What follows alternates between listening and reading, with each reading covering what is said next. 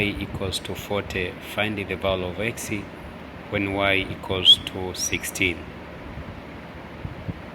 So in solution, first of all, we were given that x is directly proportional to y.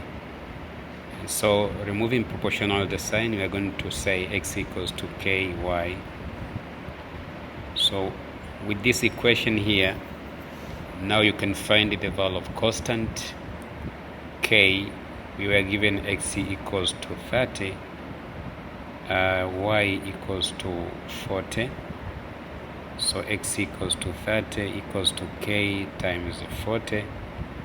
K will be 30 over 40. We divided by 40 throughout, so you get 3 over 4.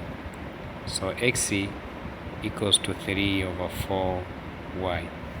So this is equation connecting x and y. So the next step, finding the value of x when y equals to 16. So we say when y equals to 16, the value of x will be 3 over 4 multiplied by 16. You simplify by 4, 1 by 4 here will be 4. Eventually you get the value of x equals to 12, dear students.